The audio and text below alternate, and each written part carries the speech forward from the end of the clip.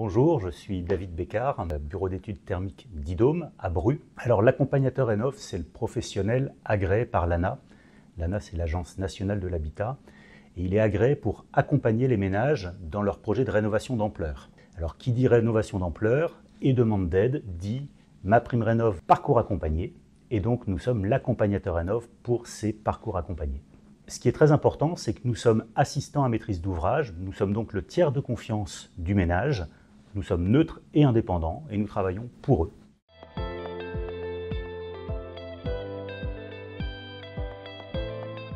Alors, un accompagnateur Rénov', c'est donc pour une rénovation d'ampleur, et qui dit rénovation d'ampleur dit un gain d'au moins l'équivalent de 2 étiquettes sur le DPE et de réaliser au moins 2 gestes d'isolation. Alors, il y a un certain nombre d'autres conditions, dont certaines sont excluantes. Par exemple, les résidences secondaires ou les biens qui sont en propriété de SCI ne rentrent pas dans le cadre du parcours accompagné. Mais dans la majorité des cas, le parcours accompagné concerne beaucoup de ménages pour leurs biens propres dans lesquels ils habitent, mais également jusque 3 logements en location en tant que propriétaire bailleur.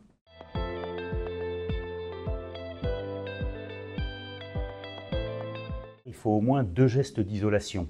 Alors 2 gestes d'isolation, ça peut être l'isolation des rampants, d'un plancher de comble, d'une toiture terrasse, de murs par l'intérieur ou par l'extérieur, l'isolation d'un plancher bas, les menuiseries également. Il y a beaucoup de gestes d'isolation possibles, mais il faut en faire au moins 2, indépendamment des modes de chauffage.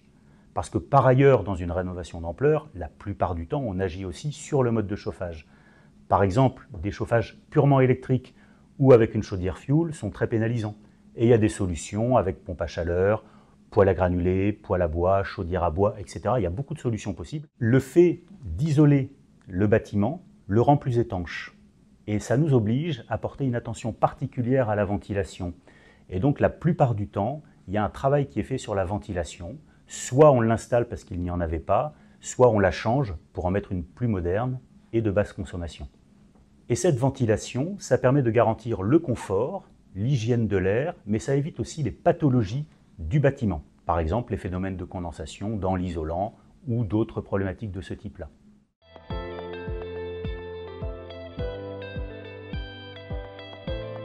Le parcours accompagné, c'est 8 étapes. Une visite de pré-diagnostic initial qui dure à peu près une demi-journée, à l'issue de laquelle on a pris connaissance du bâti avec un audit complet et des scénarios de travaux qu'on allait modéliser dans l'audit. Deuxième étape, on réalise l'audit, on fait une maquette numérique et on fait tous les scénarios. Et puis après, c'est un projet, j'ai envie de dire, classique, en tout cas pour MaPrimeRénov'. On assiste pour la constitution du dossier de demande d'aide. Et puis pendant la phase de travaux, jusqu'à la réception, on est là en tant qu'assistant à maîtrise d'ouvrage. En tout, ce sont 8 étapes pendant lesquelles on accompagne le ménage.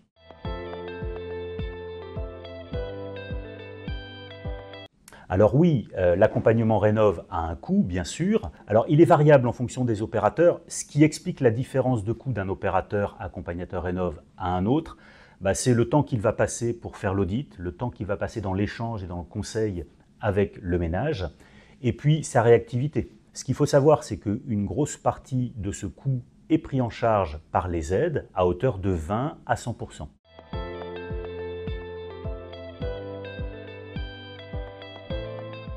Le défi de l'accompagnateur Rénov', c'est de s'adapter à chaque situation.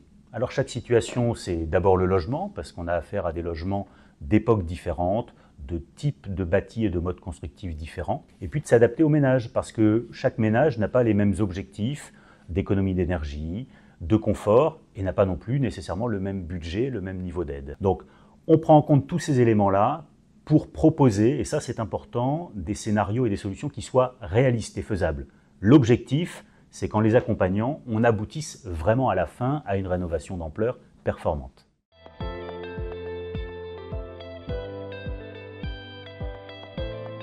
J'encourage vivement les ménages à questionner l'accompagnateur Rénov' pour comprendre comment il travaille, s'il y aura un interlocuteur unique ou de multiples interlocuteurs, c'est toujours plus simple quand il n'y en a qu'un, pour comprendre les étapes, comment ça va se passer, voir s'il y aura une certaine réactivité dans les échanges, c'est important. Il va l'accompagner du début à la fin de son projet, c'est un projet qui mobilise des ressources financières importantes, qui mobilise beaucoup d'énergie, aussi du côté du ménage. Donc voilà, il faut qu'il ait vraiment confiance dans son accompagnateur Rénov pour la réussite de son projet.